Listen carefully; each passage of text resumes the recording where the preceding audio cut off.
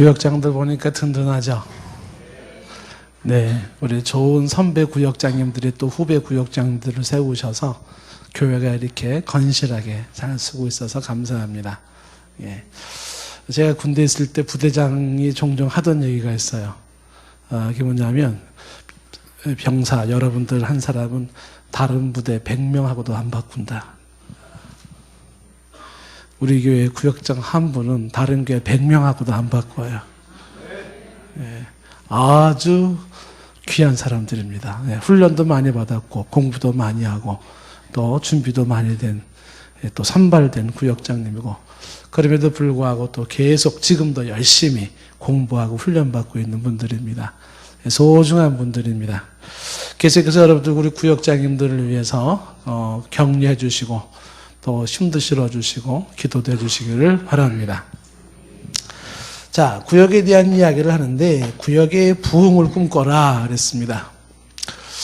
구역의 부흥을 위해서 몇 가지 얘기를 하는데, 오늘 사도행전 말씀을 가지고 구역의 부흥에 대해서 글씨를 좀 잘 쓰면 좋겠죠. 구역의 부흥에 대해서 몇 가지를 좀 얘기를 하겠습니다. 우리 구역장 교육을 한 달 동안 하면서 이제 구역장님들한테는 나름 여러 가지 얘기를 했습니다.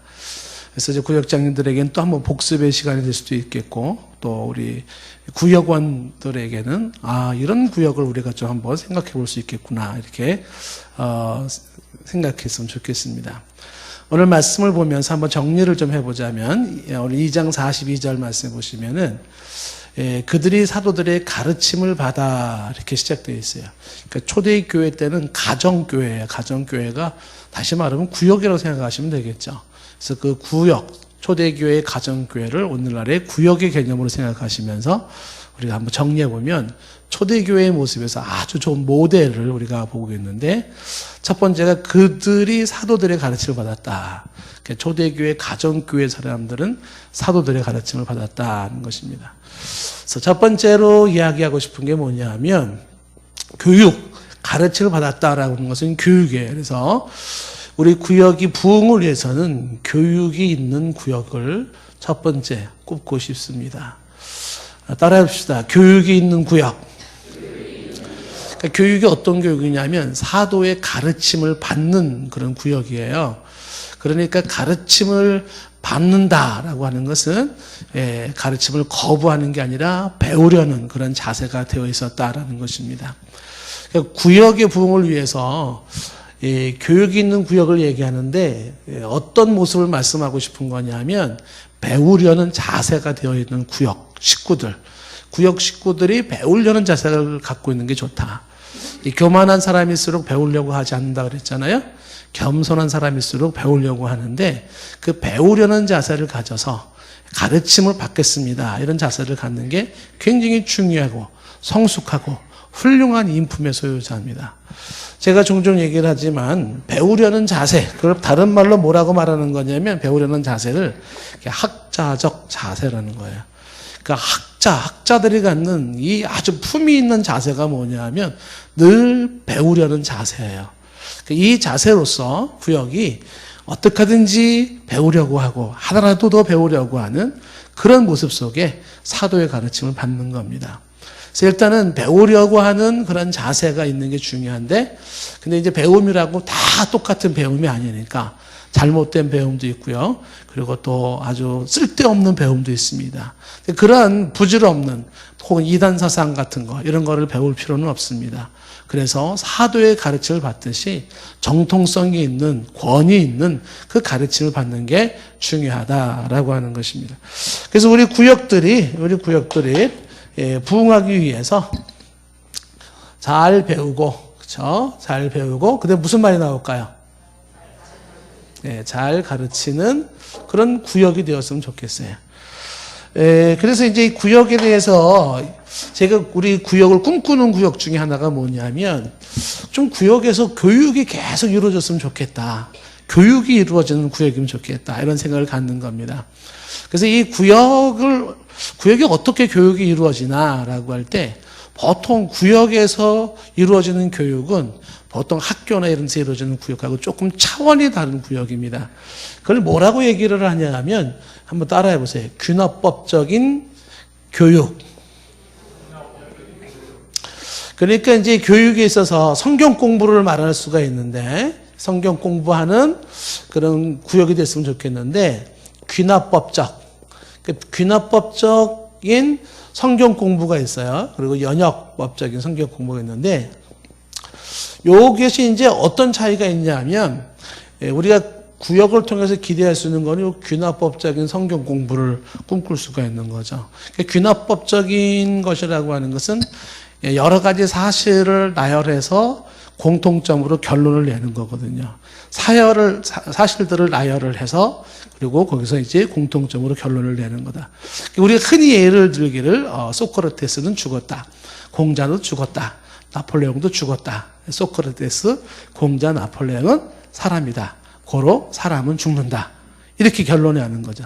그러니까 어떤 다양한 사실들을 정리해야 되는 것을 가지고 하나의 결론을 내는 거예요. 근데 연역법은 반대죠. 사람은 죽는다. 이렇게. 소크라테스는 사람이다. 이렇게. 그래서 사람은 죽는다. 소크라테스는 사람이다. 고로 소크라테스는 죽는다. 이렇게 되는 거예요. 이게 이제 하나의 명제하에서 그 사실을 결론을 귀결로 가는 것인데 보통 요거와 요거의 성경 공부의 차이점들이 어떤 차이점이 있냐면 구역에서 우리가 꿈꿀 수 있는 것이 이제 정리를 좀 해보자면 이렇게 볼 수가 있어요. 귀납법적인 성경 공부를 하게 되면 공부하는 방식이 어떤 공부 방식이냐면 요거는 대화식 공부 방식이에요. 대화식. 근데 연역법적으로 공부를 한다라는 것은 요거는 강의식 공부예요. 강의식. 선생님이 한 사람이 강의를 하는 그런 성경 공부다라는 거죠.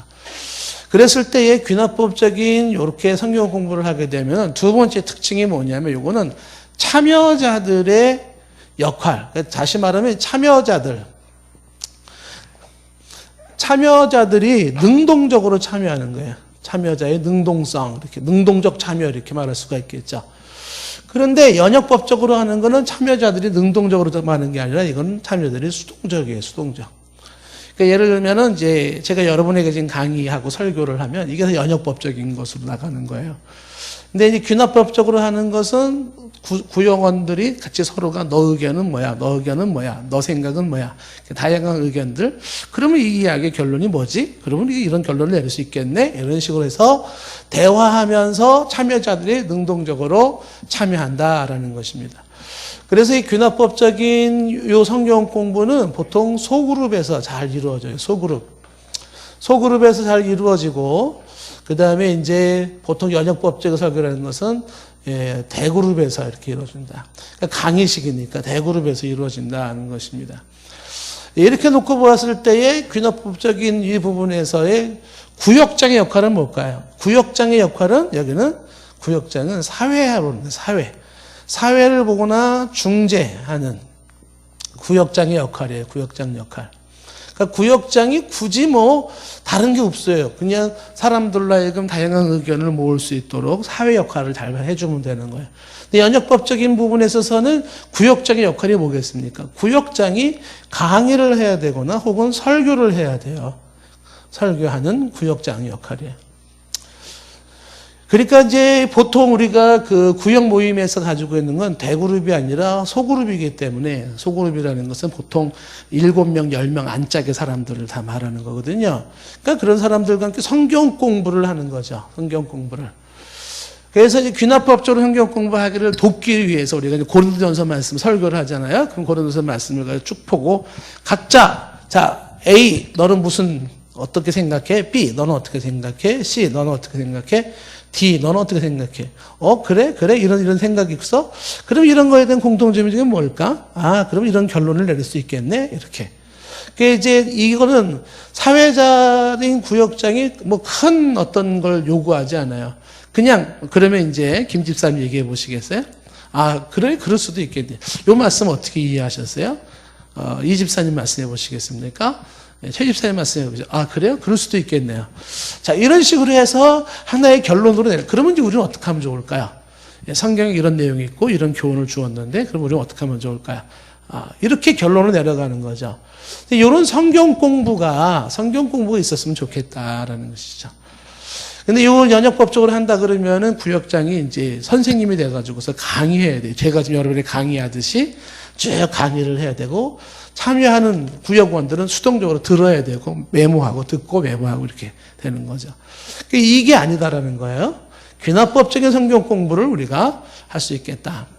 이렇게 요거를 강조하는 이유는, 성경 공부가 이렇게 됐으면 하는 이유는 왜 그러냐면, 신앙을 가장 건실하게 세울 수 있는 거는요, 성경 공부로 다져진 신앙이 되어져야 돼요. 그게 제일 확실합니다. 그러니까 하나님의 말씀에 의해서 탄탄하게 내가 잡혀져 있고 세워져 있는 신앙이 될 때, 그때 그 신앙이 건강하고 감정에 의해서 변하지 않고 어떤 상황에 따라서 어떤 일이 잘 풀리니 안 풀리니 이런 문제에 의해서 좌우되지 않고 꾸준히 변함없는 신앙을 가질 수가 있게 되는 것이에요. 그래서 우리 구역이 이런 성경 공부를 했으면 좋겠다. 그래서 이제 인쇄물까지 나눠주잖아요. 그러면은 성경도 직접 찾아보고 해야 돼요. 찾아보고, 자, 이 말씀도 찾아봅시다. 찾아보고, 여기 이런 말씀이 있네요. 이게 이런 이야기네요. 그래서 찾아보고 이야기하고 대화하면서, 그러면서 이제 성경이 지금의 내 삶, 우리의 삶하고 어떤 상관이 있는지를 매치시키면서 성경에 의하여 내 인생과 삶이 다듬어지는 거예요. 그런 성경 공부가 있는 구역을 꿈꾼다. 이게 좋은 구역의 부흥의 한 요소라고 하는 거죠. 초대교회 사람들이 사도의 가르침을 받으면서, 그러면서 그들이 성경 공부를 하는 거죠. 가르침을 받는다는 것. 그런 모습을 생각을 해보는 것입니다. 그래서 성경 공부를 했으면 좋겠는데, 근데 혹자는 구역원들 중에서도 그나마 이것도 잘 안 될 수가 있어요. 김 집사님 이 말씀 어떻게 생각하셨어요? 김 집사님 보시면서 몰라, 이게 뭔 소리인지 몰라, 이거 그냥 눈도 안 보이고 그냥 뭐야 이게 그냥 이렇게 말씀하시는 분도 계실 수도 있고, 이 집사님은 이 말씀을 어떻게 이해하셨어요? 여러분 전혀 엉뚱한 소리 할 수도 있어요. 어쩐지 우리 아들내미 그냥 어떻게 이렇게 와서 속에 썩여가지고 그냥 이런 얘기 할 수도 있어요. 이게 뭔가가 전혀 공부가 안 되는 분위기가 있을 수 있어요.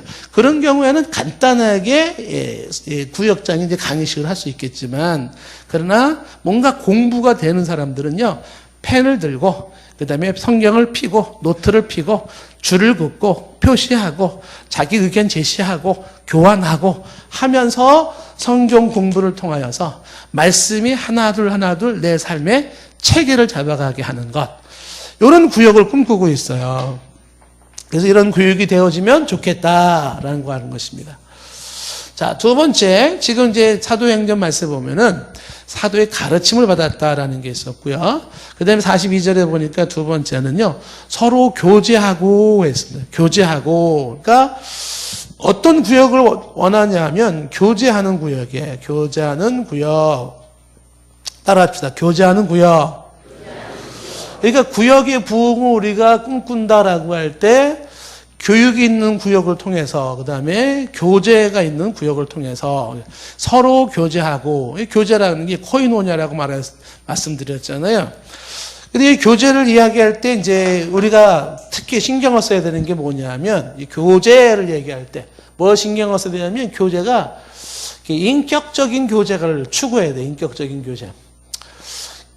요거는 이제 우리가 보통 이제 일반적이에요. 꼭은 아닌데 일반적으로 남자들은 인격적인 교제를 잘 못해요. 여자분들은 잘하는데. 그러니까 남자들이 하는 교제는 대부분이 어떤 교제를 하냐면 굉장히 사무적인 교제를 해요. 그 사무적인 거는 조금 심하게 표현하면 기계적인 교제, 기계적인 교제를 해서 대단히 의식적이고 대단히 형식적이에요. 그래서 남자들끼리 교제하라 그러면은 어떻게 잘 지냈어요? 예. 그치, 할 얘기 없어요, 이제. 예. 우리 교제했어요, 이제. 그러니까 뭔가 속에 있는 자기의 이야기들이 충분히 나누어지지를 못해. 교감하기가 힘들어요, 남자들은. 예. 그래서 굉장히 사무적으로, 그냥 의례적으로, 형식적으로 이렇게 이제 교제를 하는 거예요. 그래서 아주 틀에 박혀 있습니다. 그렇죠? 예, 우리 그 동막골 그 영화에 보니까 미국인이 동막골에 떨어졌는데 영어를 못하는 거야. 그 마을의 선생님이라고 하는 분이 영어 그 회화집을 어디서 구해가지고 와가지고서 거기 한국말로 되어 있으니까 읽는 거죠. 미국인한테 How are you? 이렇게. 그 미국 사람이 영어 하는 사람 만났다고 막 샬라샬라샬라 막 한 거야. 그러니까는 이분이 책을 보더니 이 사람이 영어를 못하나 보네. 내가 How are you 하면 이 사람은 Fine, thank you 이렇게 해야 되는데 이게 반응이 안 나와요. 그래서 이 미국 사람 보고 영어를 못한다고 이게 분명히 교과서에는 내가 How are you 그러면 여기선 Fine, thank you 그러면 내가 I am fine too 이렇게 돼야 되는 건데 예. 이렇게 이제 영어를 생각을 한단 말이죠. 이게 뭐예요? 너무나 틀에 박혀 있는 그냥 대사를 읊조리는 것이잖아요. 이건 교제가 아니죠. 그래서 이 교제를 하는 것은 인격적인 교제를 해야 되는데 이 교제가 일반적인 제가 여러분하고 지금 이렇게 많은 사람들하고 이야기 나누는 이런 교제라고는 차원이 달라요. 소그룹을 할 때 교제를 하면 좋은 점이 뭐냐면 구역은 교제하기에 아주 좋은 거예요. 아주. 왜 그러냐면 소그룹이라는 구역이 갖는 독특성이 있어요. 어떤 독특성이 있냐면 소그룹이라고 하는 교제. 이 교제는요. 소그룹에서는 어떤 특징을 가질 수 있냐 하면 굉장히 개인적인 교제가 가능해요. 개인적인. 그 개인적인 그 나눔이 있을 수가 있는데 그 개인적인 나눔이 굉장히 실제적이에요.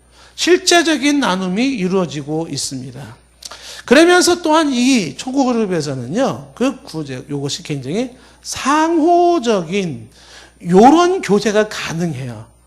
그러니까 나의 개인적인, 나만의 개인적인 이야기들이 주고받고 나눌 수 있는, 그러면서 또 이론적인 그 어떤 동떨어진 것이 아니라 일상의 아주 사소한 것까지 실제적인 것을 나눌 수 있고 그리고 너와 내가 주거니 받거니 그리고 하하호호 웃으면서 눈물을 흘리면서 감정을 교류할 수 있는 그런 인격적인 교제가 가능한 게 어디냐면 소그룹이에요. 소그룹. 그래서 이 소그룹에서 이 구역에서 교제를 이룰 때 여기에서 진정한 치유, 회복, 도전이 가능해지는 거예요. 제가 여러분에게 쭉 얘기할 때는요, 제 얘기가 어떤 사람에게는, 맞아. 공감이 되는 사람도 있고요. 어느 사람들은, 별로, 이런 사람도 있을 수 있어요. 제가 만약에 여기 장로님 세 분을 모셔놓고 얘기한다 그러면 이렇게 얘기 안 하겠죠. 장로님 세 분에 관련된 맞는 그런 개인적이고 구체적인 이야기를 할 거예요. 그렇죠? 정훈이 요즘 또 되게 직장 생활 잘해요. 이 얘기는 이렇게 소그룹일 때 가능한 거예요. 그럼 여러분들은 지금 다 정훈이가 누군지 신경 쓸 게 뭐가 있어 이렇게 될지 모를 거예요.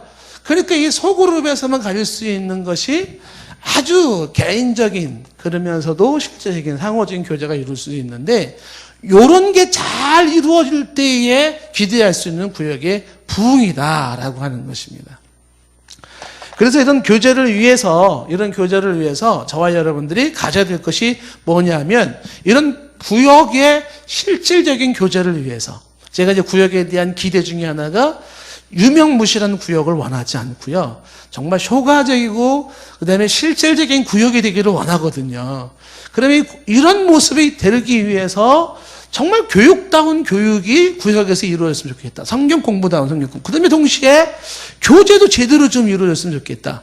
진솔하면서도 속 깊은 그러한 서로 간의 대화가 이루어질 수 있었으면 좋겠다는 것입니다. 그런데 이제 우리 교회의 이제 약점 중에 하나가 뭐냐면 이런 교제를 하는 데 있어서 우리 교회 성도님들이 다는 아니지만은 많은 분위기상에 이제 뭐가 있냐면 굉장히 소극적인 모습이 있어요. 소극적인 모습. 소극적인 모습은 좋은 의미로 말하면 점잖은 것이고 양반의 의미가 있어서 그래요. 그래서 가만히 있죠. 누가 왔든 가든 괜히 나설라 그러면 나서지 마 이렇게 잠잠하게 이렇게. 근데 이런 모습들이 교제를 방해를 해요, 방해를. 제가 말씀드리는 게 뭐냐면, 이 교제권을 살리려고 그러면요, 어떻게 되냐면, 우리 모두가 좀 더 교제를 향해서 적극성을 띄어야 돼요. 적극성을. 그래서 저와 여러분들에게 제 주문하고 싶은 것은 뭐냐면, 좀 더 적극적으로 다가가시고, 좀 더 적극적으로 인사하시고, 좀 더 적극적으로 손을 내미시고, 좀 더 적극적으로 말을 걸어주셔야 돼요. 누군가가 찾아올 걸 기대하지 말고 어떻게 하라? 찾아가 주시고, 누군가가 손을 내밀게 기다리지 말고 내가 손을 내밀어 주시고, 누군가가 내게 말을 걸어주기보다 내가 먼저 말을 걸어주는 거예요. 내가 먼저 인사하는 거죠. 이런 적극성이 요구되어진다.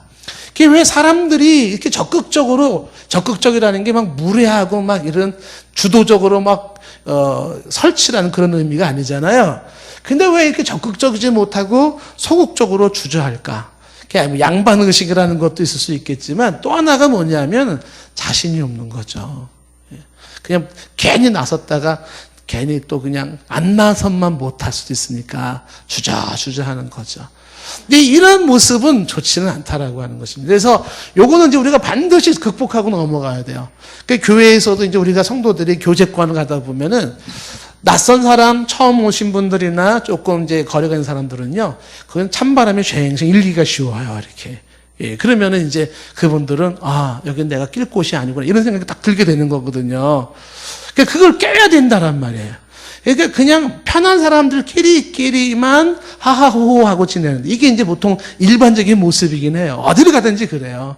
안면이 있고 오랫동안 지내왔고 친분이 있는 사람들이 편하고 얘기하기 좋고 어울리기 좋죠. 근데 그러다 보니까는 뭐 처음 나왔거나 오래간만에 나왔거나 이런 사람들은요, 뭐 공통 분모도 없고 교제권 별로 없었다 보니까, 그러니까 이제 거리감을 두는 거란 말이죠. 이제 이러면은 이제 구역이 인격적인 교제를 살리지를 못한다는. 그래서 부구역장뿐만 아니라 저녁 예배 나오신 여러분들만이라도 이제 구역 식구들에게 다가가는 구역원이 되셔야 돼요. 먼저 다가가 주셔서 먼저 말을 걸어 주셔야 돼요. 할 수 있습니까? 예, 해주세요. 뭐가 어려워요. 찾아가서, 그리고 먼저 악수를 청하시고 인사하시고 안부를 물어주시고 대화를 열어주시는 것이에요. 제가 오늘 점심 먹고도 이제 카페에 딱 내려가 보니까, 예, 한번 쭉 제가 이렇게 돌아봤어요. 봤더니, 예, 한 분이 저쪽에 홀로 외로이 가만히 고독을 싣고 계시더라고요. 3, 3, 5 앉아 있는 거 보니까 역시나, 예, 3, 3, 5, 5 다 이제 끼리끼리 이제 앉아서 얘기를 하더라고요. 뭐 괜찮아요. 근데 한 분이 저쪽 구석에서 앉아 있는, 누구도 말 걸어주는 사람도 없고, 누구도 뭐 찾아가주는 사람도 없는 것 같고, 혼자 멍하니 앉았다. 휴대폰 내용 볼 것도 없는데 괜히 심심하니까 봤다가 덮었다가 쳐다봤다 그러더라고요. 그분이 이제 홀로 고독을 씹고 가더라고요. 제가 뒤에서 만났습니다. 뒤에서 주차장에서 만났어요. 만나가지고 얘기를 걸었죠. 뭐 이런 얘기 저런 얘기 했는데, 어휴, 얼마나 할 얘기가 많은지 쫙 본인도 막 얘기하고 싶었던 거예요. 근데 얘기할 사람이 없었어요. 이 동산교회 이제 온 지 조금 몇 달 됐긴 했지만, 근데 이제 지금 누가 찾아와 줘서 뭐 대화 걸어주는 사람도 없고 그런 거예요. 그래서 지금 이제 여러분에게 말씀드리는 게 뭐냐면, 내가 먼저 다가가셔서, 내가 먼저 손을 내밀어 주시고, 내가 먼저 인사하시고, 내가 먼저 안부를 물어주시고, 내가 먼저 말을 걸어주셔요. 필요합니다. 그래서, 예. 뭐 대화거리들이 이야기가 많이 있을 수 있어요. 뭐 날씨부터 얘기해서 필요해서 뭐 요즘에 뭐 기도 제목이 뭐가 있는지 물을 수도 있고, 요즘 직장 생활은 어떤지 뭐 물을 수도 있고요. 오늘 예배도 중에 은혜 받은 건 없는지 물어볼 수도 있고요. 해서 대화를 자꾸 해주시면 좋아요. 이 속으로 이 우리가 구역을 자꾸 강조하는 이유 중에 하나가 이 부분이거든요. 구역에서 제대로 된 인격적인 교제권이 이루어지지 않는다 그러면, 교회에서 구성하고 있는 교인들은 정말 제대로 된 교제를 가질 수가 없습니다. 어디서 가졌겠어요? 없습니다. 근데 이게 구역에서 이런 교제가 이루어지는 게 좋은 이유는 왜 그러냐면, 구역에서 이루어질 때는 이거는요, 바로 주 안에서, 말씀 안에서, 교회라는 울타리 안에서 이루어지는 교제이기 때문에 건강해져요. 그런데 이 주 밖에서, 교회 밖에서, 말씀 밖에서 너랑 나랑 별도로 만나서 이루어지는 교제권은 그건 위험할 수 있습니다. 얼마든지 비성경적으로, 그 다음에 교회에 덕이 안 되는 모습으로 나타날 수가 있어요. 근데 사람들은 교제하고 싶거든요. 사람은 누군가 함께 마음을 나누고 싶거든요. 근데 그게 어디서 가능한가? 구역이에요, 구역. 그래서 구역에선 이 구역의 모임이 진짜 살아있는 구역이 되기 위해서, 효과적인 구역이 되기 위해서는 이 교제권을 잘 살려야 된다. 그것이 지금 초대교회에서 보고 있는 서로 교제하고 라고 되어 있습니다. 우리 구역장 교육할 때는 이제 교제하면서 우리가 할 수 있는 일이 무엇인가 여러 가지 얘기도 많이 나눴거든요. 그래서 뭐 서로 함께 나눔과 방문과 뭐 운동과 여러 가지가 많이 있는데, 그 교제도 다양하게 할 수 있죠. 뭐 구역이 부부별로 함께 만나서 구역할 수도 있고, 가족들이 함께 좀 특별한 날 잡아서 교제할 수도 있고 하는 것입니다. 자, 그래서 교제가 있는 구역이 이것이 어떤 거예요? 바로 부흥하는 구역을 위해서 말씀드리고 싶은 것이고요. 그 다음에 세 번째는 뭐냐면 42절에 보니까 가르침을 받고 교제하고, 그 다음에 떡을 떼며 라고 되어 있잖아요. 떡을 뗀다. 이거 성찬식을 의미하는 것이기도 하지만, 떡을 뗀다라는 개념이 예수 그리스도의 십자가의 복음을 확인하고 기념하는 것이에요. 그래서 성찬식은 우리가 구역 내에서 이룰 수가 없으니까, 그러니까 이걸 뭐라고 말할 수 있냐면 예수 그리스도 십자가, 복음이, 십자가의 복음이 살아있는, 복음이 있는 구역. 우리가 구역을 얘기할 때 구역에 흐르고 있는 게 무엇이었냐면 예수 그리스도의 십자가의 복음이 흐르고 있어야 돼요. 그래서 주의 피와 주의 살과 그 보혈의 은혜, 그 구속의 은총이 구역 가운데 있는 것이 좋다. 오늘 우리가 주일날 설교한 것처럼 생명은 어디 있다고요? 예수 그리스도의 십자가 사건에 있어요. 그 예수 그리스도의 십자가 사건을 통하여 생명을 받고 경험하고 나눠지지 않으면 어디서 우리가 생명을 가질 수가 있겠는가, 나눌 수 있겠는가, 이렇게 된다는 말이죠. 그래서 복음이 있는 그러한 구역의 흐름이 되게 하라. 그 다음에 네 번째가 뭐라고 되어 있냐면 42절을 보니까 오로지 기도하기를 심었다. 오직 기도하기에 심었다. 이러고 있어요. 그래서 따라합시다. 기도에 힘쓰는 구역.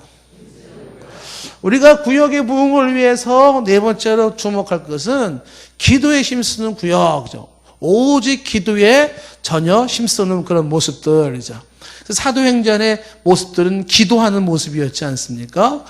그래서 이제 우리가 이 구역이 어떤 구역이 되었으면 좋을까 할 때 생각하고 있는 게 뭐냐면, 좀 기도가 살아있는 구역이면 좋겠다, 이런 생각을 하는 거예요.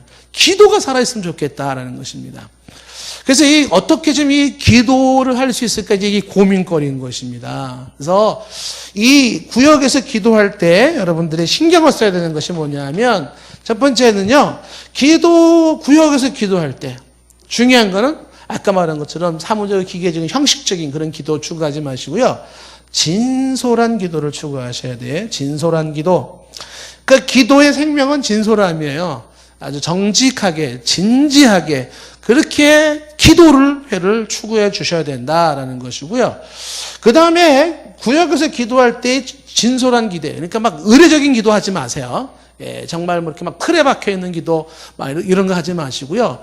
한마디를 하더라도 내 마음의 중심에 고백이 나올 수 있는 기도가 좋은 거예요. 유창한 기도가 잘하는 기도가 아니고요. 진심이 담겨 있는 기도가 어눌하고 천천히 하고, 그 다음에 좀 서툴러도 진심과 진정이 담겨 있는 기도가 제일 잘하는 기도인 거예요.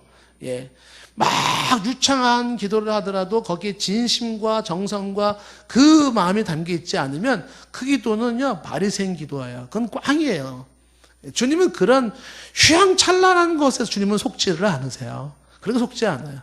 기도의 생명이라고 하는 것은 진솔함이 있는 것이니까 그 진솔한 기도를 추구하시고 그 다음에 기도할 때 보통 구역에도 기도하다 보면은 뭐 빨리 끝나잖아요. 그러니까 그렇게 하지 마시고 기도를 구체적인 기도를 자꾸 하셔야 돼요. 구체적인 기도.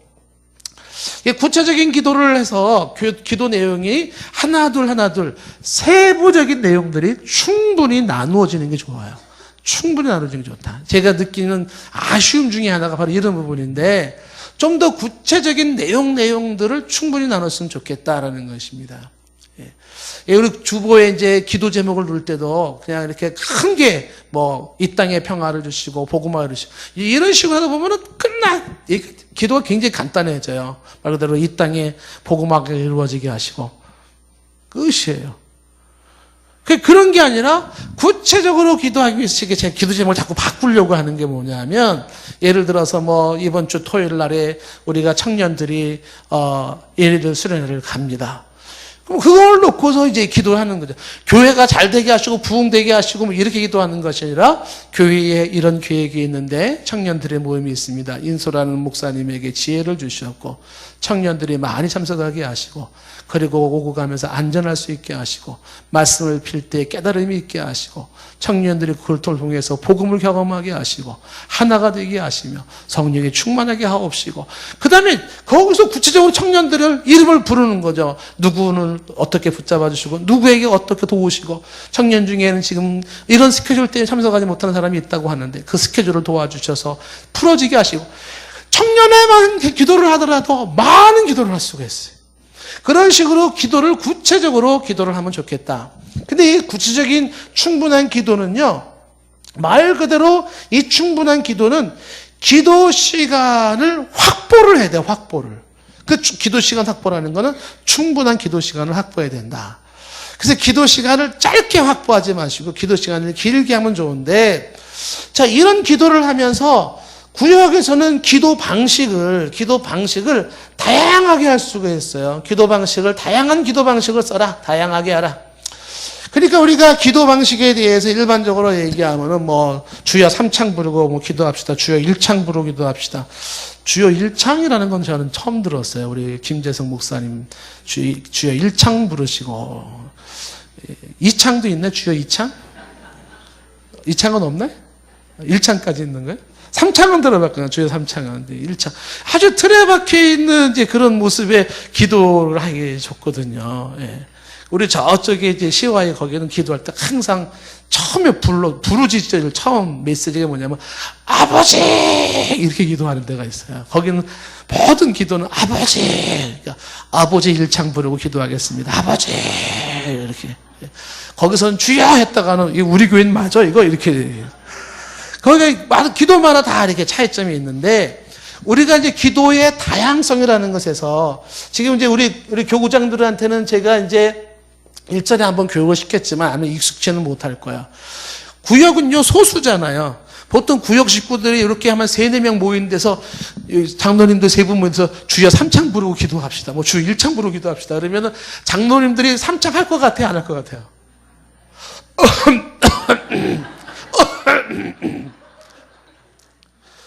3창이 문제 아니라 통성기도 합시다. 통성기도 힘드시 있고 해 장로님들은요. 아이고 이거 웬 통성기도를 우리 같이 기도합시다. 그러면 가만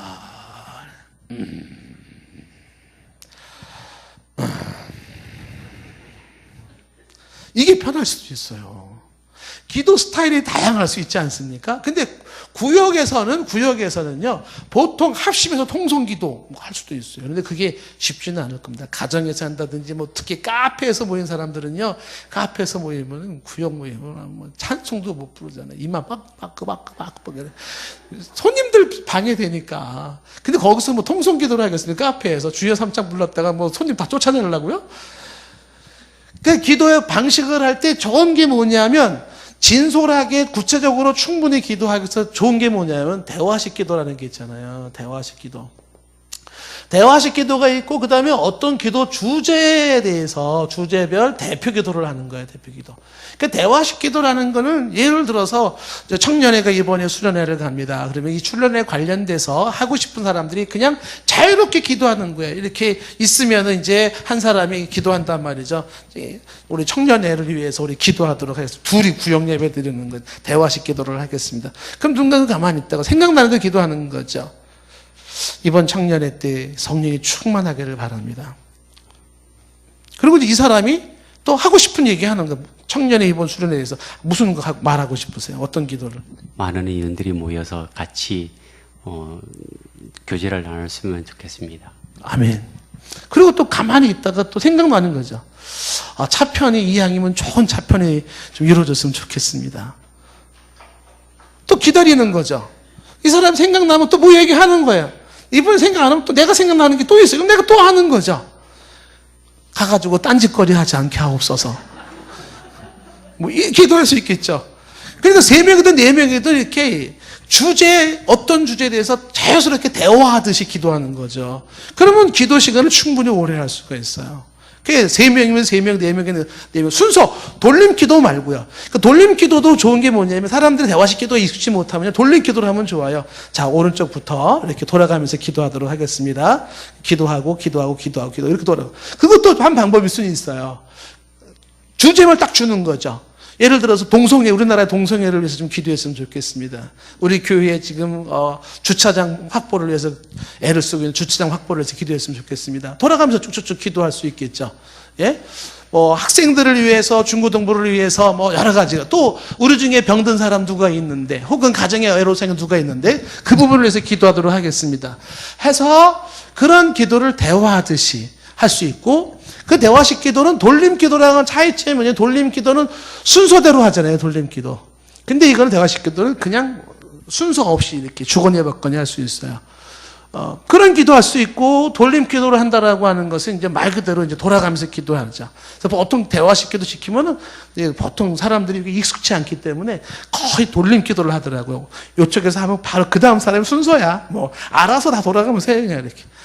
굳이 그럴 필요는 없어요. 그런 기도도 좋지만, 주제별 기도라고 하는 것은 이제 예를 들어서 구역장님이 주제를 주는 거죠. 예를 들어서 우리 교회 주차장 문제를 위해서는 장로님이 기도해 주시고, 대한민국의 우리 정치가 안정을 위해서는 장로님이 기도해 주시고, 그 다음에 동성애 문제 해결을 위해서는 장로님이 기도해 주시고, 그 다음에 이제 우리 세계 선교를 위해서는 집사님 기도해 주시고, 이렇게 기도 부탁을 해서 한 사람이 어떤 주제에 대해서 대표 기도를 하는 거죠. 그럼 그분이 끝나면 또 두 번째 사람이 나라를 위해서 기도하고 세계 선교를 위해서 기도하고 그런 식으로 기도를 할 수가 있다는 거예요. 그래서 기도를 좀 충분하게, 진솔하게, 충분하게 많이 할 수 있겠다라고 하는 것입니다. 기도라고 하는 것이 그런 뿐만이 아니라 이런 거 외에도 기도할 때 이제 아까 말한 것처럼 통성 기도도 있을 수도 있고요. 통성 기도할 때도 이제 분위기 봐서 약간 소리를 내서 기도한다든지 할 수도 있고, 혹은 묵상 기도를 할 수도 있고요. 그리고 이런 기도뿐만이 아니라 개인 기도 시간을 충분히 확보하고, 개인 기도 시간, 교회에서 이루어지는 금요차례 같은 공교의 기도 시간을 좀 확보를 해서, 그래서 기도가 좀 살았으면 좋겠다. 구역의 부흥을 위해서 어떠든지 간에 기도의 내용들이 좀 많이 있었으면 좋겠다라고 하는 것입니다. 이거 우리 교회도 숙제인 줄로 믿고 우리 하나님 앞에 좀 기도에 힘쓸 수 있기를 바라겠습니다. 그 다음에 이제 43절에 보시면 다섯 번째는 이제 뭘 얘기를 하고 있냐면, 다섯 번째 강조하는 것은 이들이 하나님을 경외했다라고 되는 것이죠. 사람마다 두려워하는데 그랬어요. 그래서 하나님을 두려워하는 구역을 다섯 번째로 꼽을 수가 있어요. 하나님을 경외하는 구역. 한번 따라합시다. 하나님을 경외하는 구역. 이 하나님을 두려워한다, 경외한다라는 말은 다른 말로 말하면 코람데오라고 말할 수 있는데, 코람데오 의식이거든요. 코람데오 의식. 코람데오가 뭐예요? 하나님 앞에서라는 뜻이라죠. 하나님 앞에서. 그러니까 하나님 앞에서라는 그 의식을 갖는 구역이 좋다는 것입니다.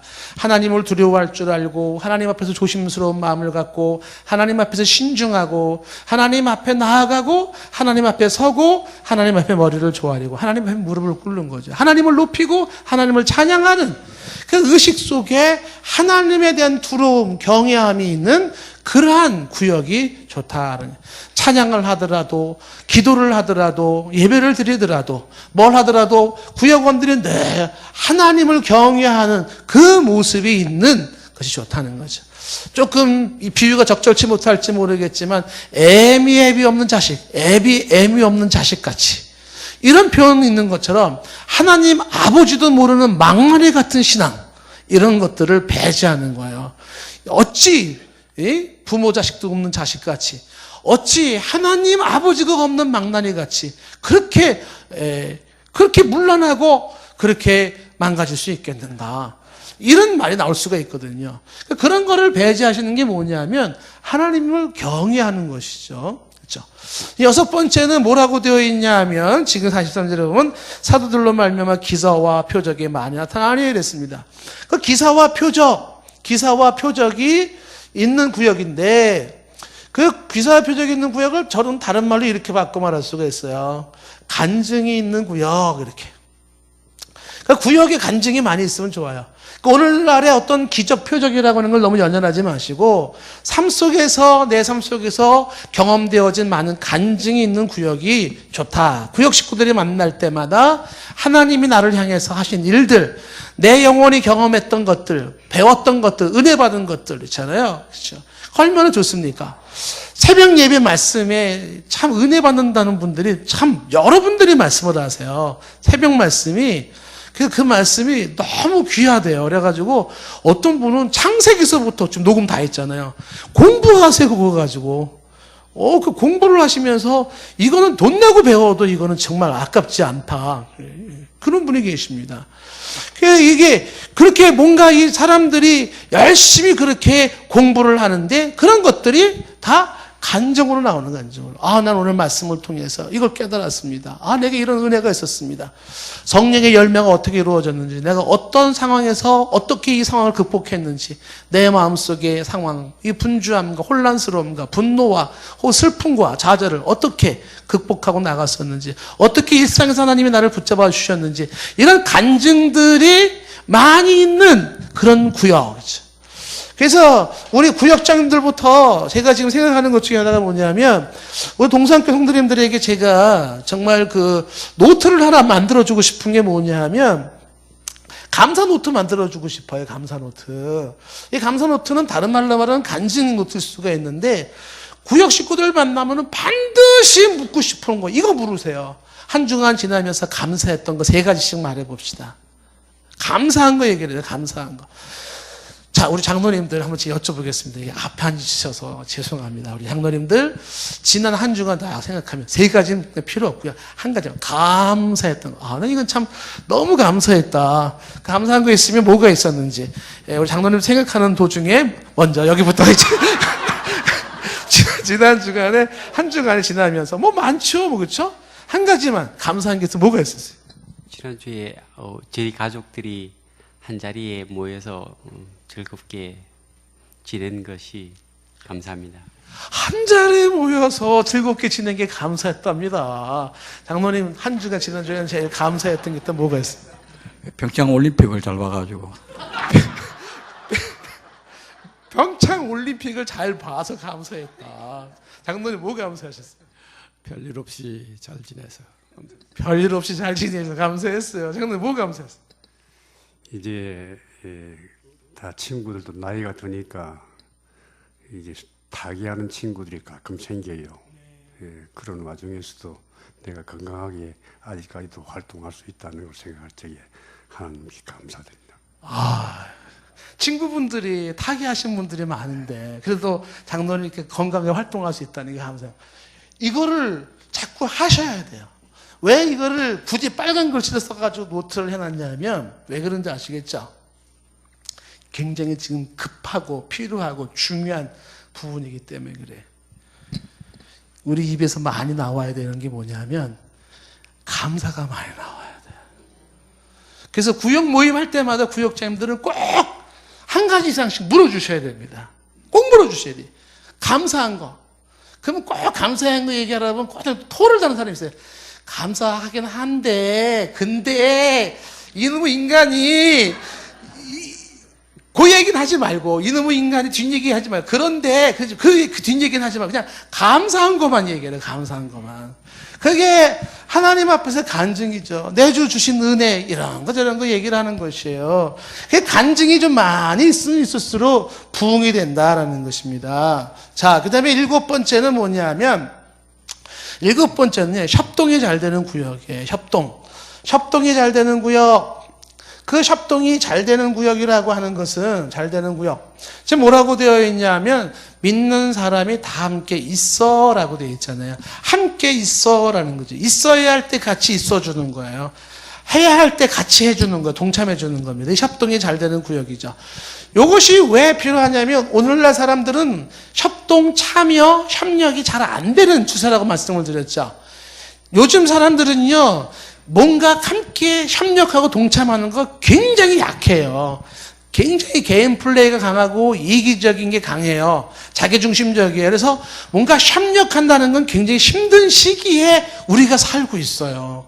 이럴 때일수록 우리가 좀 더 적극적으로 협력하고 협력하려고 하는 자세를 가져야 되고 그런 사람들을 귀히 여겨야 한다는 것입니다. 귀히 여겨야 돼요. 그래서 그저 나한테 공동체가 맞춰지기를 바라는 게 아니라 내가 공동체에 맞추는 것입니다. 누군가에게 협력을 하고 거기 함께 한다라고 하는 것은 불편함을 감수해야 되고 수고를 감수해야 되고 손해를 감수해야 돼요. 그럴 때 거기에 함께 할 수가 있어요. 내 식속 챙기고 내 뜻, 내 의지, 내 이권, 내 생각 이거를 고집하고 있는 한은 안 되는 것입니다. 좋은 구역의 부흥을 위해서는요. 여기 계신 여러분들라도 구역이라 그러면 어떻게 돼요? 그러면은 시간을 내시고 함께 하시고 협력하시고 그렇죠. 예, 오늘 그 식사 담당 보니까는 아주 협력하는 모습 보기 좋은데 협력하는 게 참 좋단 말이야. 예, 우리 동산교회는 이거 장점입니다. 예, 평상시는 안 나와도요 식사 때 되면 잘 나오세요. 특히 식사 담당할 때 예, 설거지하고 바쁘 이땐 잘 나와요. 순간적으로 저 구역은 맨날 6층에서 식사 담당을 시키면 참 좋겠다. 안 빠지고 얼마나 잘 나올까. 평상시는 안 나오는데 어렵고 힘든 일 있을 때는 협조를 잘해요. 그 좋은 모습이거든요. 그게 필요하다. 자, 조금만 더. 8번째 뭐가 있습니까? 그 다음에 24절 말씀 보니까 모든 물건을 서로 통용하고 그랬습니다. 물건을 통용했다는 건 물건을 같이 썼다는 거거든요. 그걸 저는 바꿔 얘기하면 봉사하는 구역이에요. 봉사하는 구역. 이게 봉사하는 구역이 봉사하는 구역이 되게 하라라는 것이죠. 강조하고 싶은 거는 뭐냐면 여러분들 저와 여러분들이 명심하십시오. 제가 이제 다 하지 못하고 끝내드리는 게 안타까움이 있지만은 이 봉사하는 구역에서 강조하고 싶은 게 뭐냐면 정말 우리가 고민 많이 하셔야 됩니다. 굉장히 중요한 내용이에요. 봉사하는 게. 저와 여러분들 머릿속에서 발로 뻥 차버려야 되는 게 있어요. 그게 뭐겠어요? 그게. 받는데 익숙해 있으면 안 돼요. 이거 빨리 차버려야 돼요. 자꾸 주는데 익숙해져야 돼요. 이 부분에 대한 것이 우리 속에서 삶의 자세로 잘 잡혀 있어야 됩니다. 제가 우리 학생들, 유초등부, 중고등부, 청년부 입이 따갑게 얘기하는 게 뭐냐면 애들 어릴 때부터 주고 드리고 헌신하는 거 훈련시켜라. 다 주는 거 받기만 하는 그런 아이들 훈련시키지 마라. 그 학생들 자전거 타러 간다 그래. 그 자전거 타러 가는데 개인당 들어가는 게 그 개인용 들어가는 게 2만 원이 넘어요. 2만 6천 원 막 넘어요. 막 애들 다 자기 돈 내고 가라고 싶은 거예요.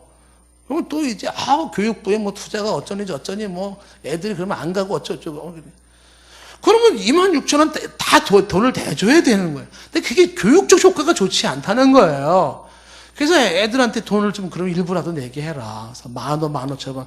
여기서 지금 춘천까지 그 기차 타고 가는데 기차비만 15,000원이에요. 기차비로 내라. 자전거 대여비 뭐 몇만 원, 식비 얼마. 이건 그럼 교회에서 얼마 되더라도. 이렇게. 자꾸 지금 설득을 하는 거예요. 청년들 어디 간다고. 청년들 자기 돈 내고 가게 하라. 자기 돈 내게 해라. 자꾸 이걸 얘기하는 게 왜 그러냐면 다른 의도가 없어요. 자꾸 자기 거를 주고 드리는 거 훈련시켜줘야 돼요. 그런데 어릴 때부터 자꾸 너는 가만히 있어. 다 먹여주고 싸매주고 해줄 테니까 너무 받는 데 익숙해 있어요. 근데 이 받는 데 익숙해 있는 이런 삶, 이런 신앙 자세는 있잖아요. 이게 고여있는 물과 같고 그 심령은 썩어요. 건강하고 싱싱하고 신선하고 활기찰라 그러면 자꾸 퍼줘야 됩니다. 퍼줘야 되는 거예요. 있는 거 자꾸 줘야 되는 거 자꾸만. 이럴 때 샘물의 신선함이 있는 것인데 그 사람들이 이게 안 돼요. 그 구역도 마찬가지란 말이에요. 구역의 봉사를 자꾸 강조하는 게 아우 힘들어 죽겠는데 그렇지 않아도 뭐 구역까지 와서 자꾸 무슨 봉사를 자꾸 강조하세요. 그게 아니에요. 구역이 봉사를 하지 아니하면 식구들 구역이 봉사하지 아니하면 어떻게 되냐면 구역이 썩어요. 무리한 거 봉사라는 게 아니에요. 작은 거라도 자꾸만 주고 나누고 섬기는 이 훈련을 시켜주셔야 돼요. 구역에서 그걸 해야 됩니다. 예를 들면 이제 구역장님들뿐만 아니라 여기 계신 분들 한번 숙제를 제가 드릴게요. 숙제. 이번 주 구역 모임 때 여기 계신 분들 구역장님들 체크해서 저한테 보고해 주세요. 구역 모임 때 구역 식구들을 위해서 한 가지 이상씩 선물을 준비해 가세요. 선물. 나 대체 선물 살 돈이 없다. 그러면 여기 그 현대시장에 들어가면은 거기 그 만물상에 뭐예요? 거기 지금 뭐 이것저것 다 파는데. 다이소에 가면은 그 이렇게 500원짜리 요만한 머리빗이 있어요. 이런 거. 그거 몇 개 사서라도 한 2,000원 사가지고 나눠주세요. 내 형편에 2,000원이 어딨냐. 못한다. 그러면 6층에 올라가가지고 100원짜리 커피 구역 식구들 7잔 뽑아가지고 가세요. 700원. 나가 700원이 어딨냐. 나 못한다. 그런 분들은 사무실로 내려오세요. 사무실로 오면 화요일 아침에 오면 무조건 1,000원씩 주거든요. 이렇게.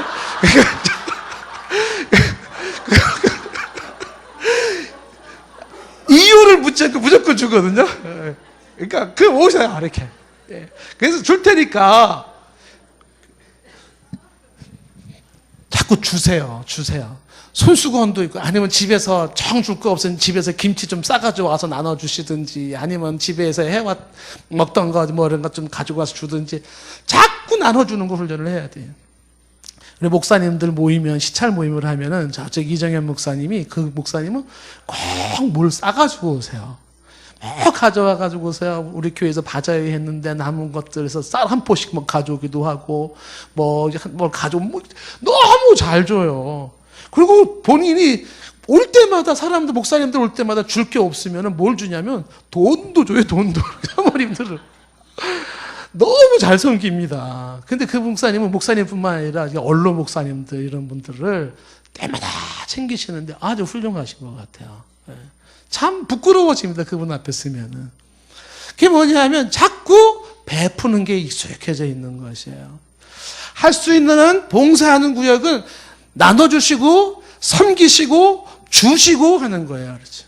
요 옆에 이제 그 주는 교회가 있어. 주는 교회 이 교구협의회 이제 지금 그분이 총무일을 했는데 얘를 참 잘하시더라고요. 그분이 주는 교회. 거기는 항상 교회 이름이 주는 교회예요. 그래서 제가 만날 때마다 주는 교회인데 오늘 뭘 줄 거냐. 예. 요즘은 줄 게 없대요. 근데 거기도 교회를 이제 가기만 하면은 별난 거 다 줘요. 뭐 장갑 주고 이게 수건 주고 뭐 주고 막 주는데 작은 거지만 자꾸 나누려고 하는 그것이고요. 구역 모임도요. 자꾸 뭔가 구역 식구들한테 오늘 갖다 뭘 좀 줄까 이렇게 생각하셔가지고 뭐 손수건을 하나씩 줄까. 장에 가다 보니까는 뭐 좀 이거 좋은 게 있는데 이거 좀 해가지고 나눠서 좀 쓸까 가질까 먹을까 이런 거는 좋단 말이지. 자, 이 외에도 지금 구역의 부흥을 위해서 몇 가지가 있는데 그냥 말로만 하고 마칠게요. 봉사하는 구역 말고 그 다음에 헌신하는 구역, 여기 45절에 보면 소유를 팔아 표를 또 나눠줬다 그랬는데 헌신하는 구역, 46절엔 날마다 마음을 같이하여, 그래서 마음을 같이하는 구역, 그 다음에 성전에 모이기를 힘쓰고 그랬잖아요. 그러니까 모이게 힘쓰는 구역, 모이게 힘쓰는 구역, 집에서 떡을 떼며 그랬잖아요. 잘 먹는 구역. 이 구역의 부흥 중에 하나는요, 잘 먹어야 돼요. 그래서 저는 먹는 거는 굉장히 적극적으로 찬성하는 편이에요. 먹더라도 잘 먹고 푸짐하게 먹어라. 이렇게. 제 지론입니다. 그렇잖아요. 그래서 먹는 데서 인심이 나고 부흥은 잘 먹는 구역도 어느 구역 가고 싶겠어요? 잘 먹는 구역 가고 싶은 거예요. 어느 구역 잘 먹는 구역 없나? 그 교회 좀 편성시켜 주세요. 이렇게. 그 구역에서 잘 먹는 것도 이게 굉장히 중요합니다. 그 다음에 어떤 걸 말하고 있냐면 찬양이 살아있는 구역. 47절에 보면은 하나님을 찬미하며 그랬잖아요. 찬양이 살아있는 구역. 그 다음에 이 구역에서도 찬송이 많이, 복음성가 많이 부르면 좋은데, 구역 식구 중에 찬양부장을 한 명씩 세우세요. 찬양부장. 구역 식구 중에 찬양부장, 우리 구역의 찬양부장은 김 집사님이에요. 김 집사님 찬양부장은 뭐하냐면 매주 구역 모임 할 때마다 그때 부를 찬양곡을 뽑아가지고 오는 거예요. 그분이 좋아하는 복음성가 이런 걸 뽑아가지고 와서 그걸 가지고 같이 부르게 하는 거예요. 찬양이 좀 많이 있으면 좋겠고, 그 다음에 이제 이 47절에 보면 칭찬 듣는 구역이라고 되어 있는데, 칭송을 받았다. 칭찬 듣는 구역이라는 건 호감이 가는 거이고, 마지막에가 뭐예요? 47절 끝에 보면은 주께서 구원받는 사람을 날마다 더하겠다 그랬잖아요. 그래서 구원받는 사람이 더해지는 구역이에요.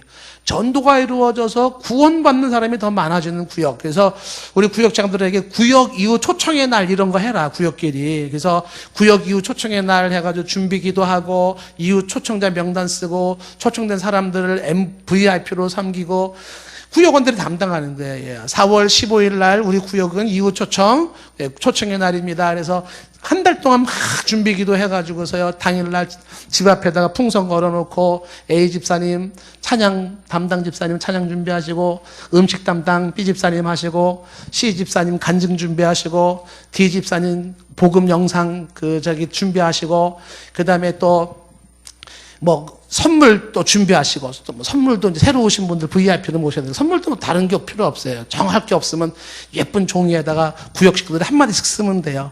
주의 이름으로 환영합니다. 만나서 반갑습니다. 우리의 교제가 계속됐으면 좋겠습니다. 이런 편지 쫙 만들어가지고 해서 초청하는 거예요. 그날 새신자가 구역에 왔을 때는요, VIP 대우를 받는 거죠. 들어오는 그 순간부터 풍선 걸려있지, 다 써있지, 환영식 하지, 사람들이 찬송 불러주지, 나누지, 음식 먹지, 복음 간증하지, 영상 보지, 얼마나 좋습니까?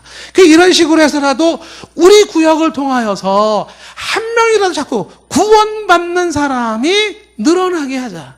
그것이 초대교회의 모습이고, 교회에 부흥하는 교회의 모습이라는 것입니다. 자, 한도 끝도 없이 굉장히 많지만 몇 가지 얘기했어요. 아이디어를 내셔서 원하기는 저와 여러분의 구역이, 우리 구역장님, 훌륭하신 구역장님 잘 받들고 중심이 되어져서 우리 구역에 부흥이 이루어지기를 축복합니다. 다시 한번, 우리 구역이 부흥하기를 축복합니다.